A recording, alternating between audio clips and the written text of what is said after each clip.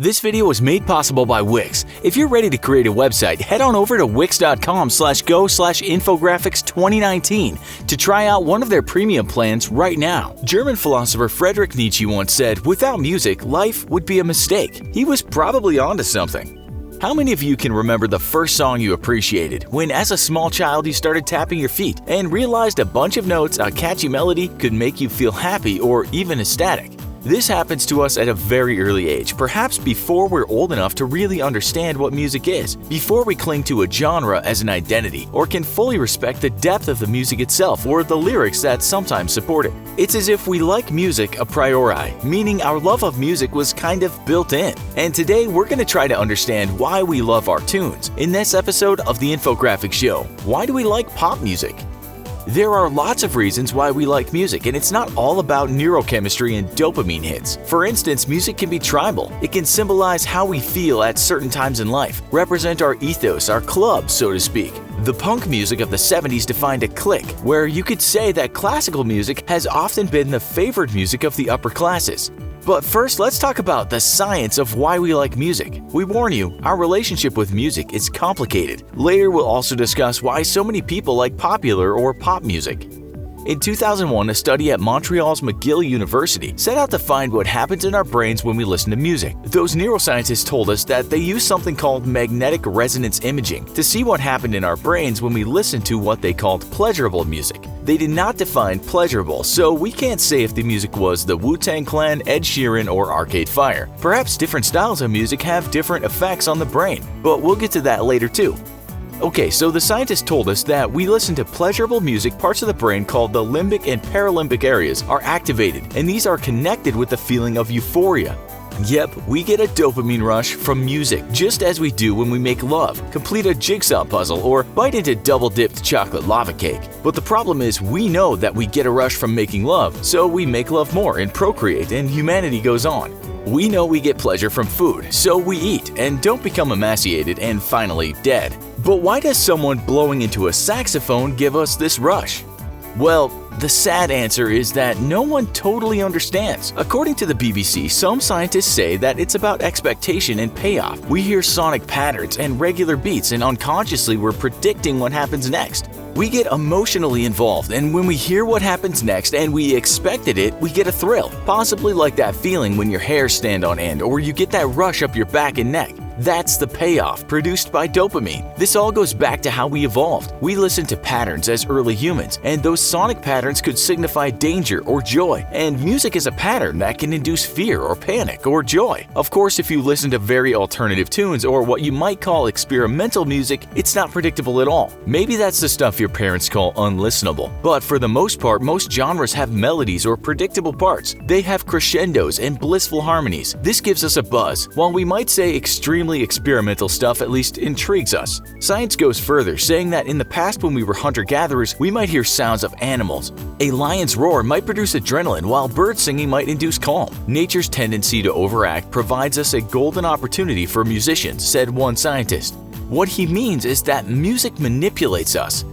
You have classical music that starts calm and then produces adrenaline when it climbs to a crescendo. You could say the same about post-metal bands such as Deafheaven, whose music often starts peaceful and builds to something that sounds cataclysmic. It manipulates our emotion, and this gives us a rush of adrenaline, especially when the crescendo comes. Then you have genre music that represents how you feel in life or at a certain stage of life. And when the lyrics combined with the music tell you should hate the oppressive police or disrupt the establishment or just party, party, party, this enforces the manipulation and encourages dopamine to spill into your brain.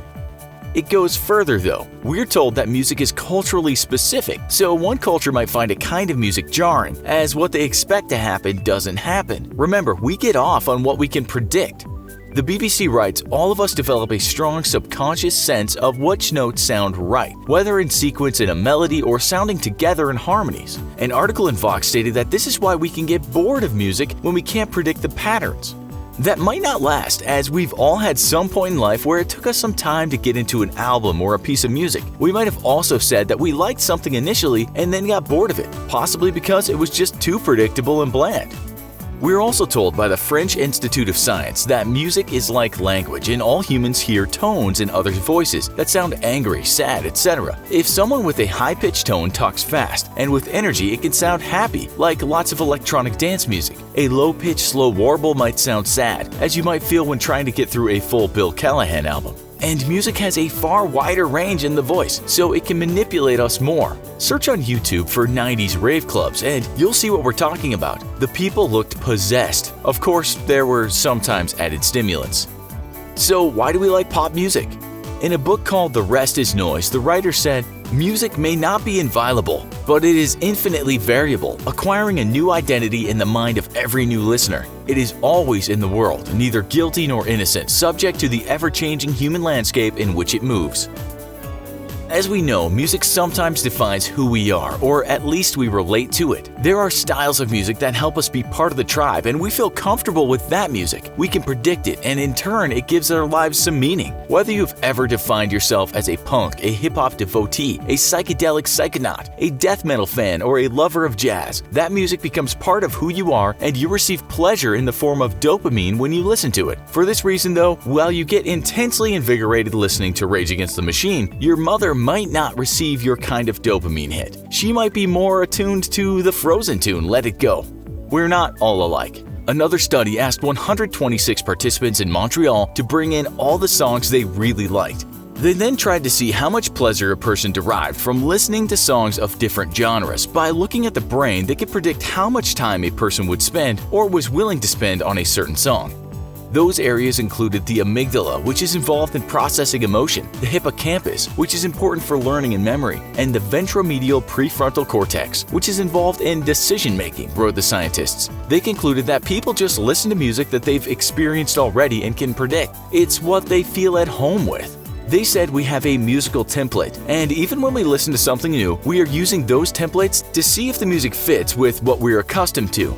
The problem is that this study doesn't solve why we have such different musical templates. We might grow up in the same household as someone at similar ages, and they have very different tastes in music. This might just be because we've been around a musical style that the other hasn't. It might be about tribe, but it might also just be about something we were born with. Perhaps we're made with a musical template that indeed there is something innate when it comes to musical preference.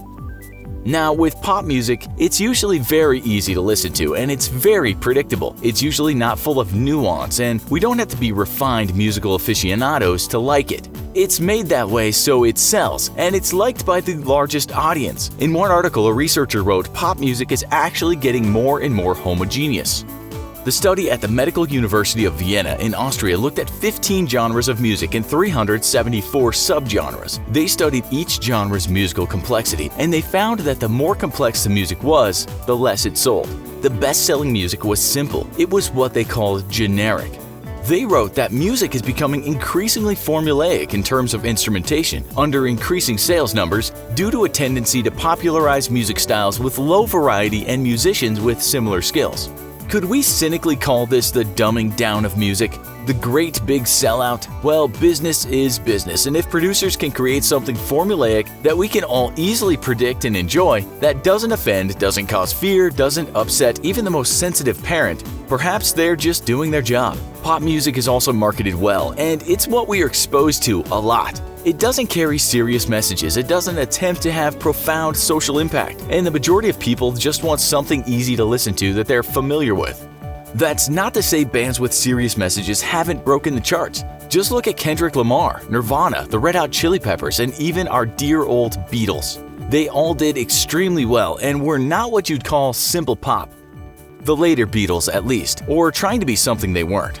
Researchers, however, told us that the sales of alt-rock, hip-hop, experimental, folk, alt-folk are all down. Although there are pretenders who come across a certain genre but aren't really that genre. They do well in the charts. An example would be pop punk, which isn't exactly what the Dead Kennedys, NoFX, or The Clash had in mind when they talked about punk. It's really just pop in disguise. This kind of dressed-up pop is doing well, but it's also formulaic, we're told, a pop facade imitating a former subgenre. We like pop music tunes for the same reason we like great-looking websites. They're catchy, fun, and engaging. Sadly, most websites out there are the exact opposite. And just like a bad song, a bad website turns people off. With Wix, though, you can be sure that your website won't be a one-hit wonder or just more background noise, as their fully customizable templates will let you build a stunning website in no time at all.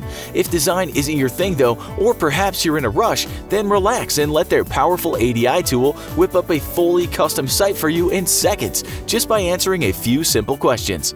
Don't be bland and forgettable. Make sure you stand out and try Wix today by visiting the link in the description or going to wix.com/go/infographics 2019.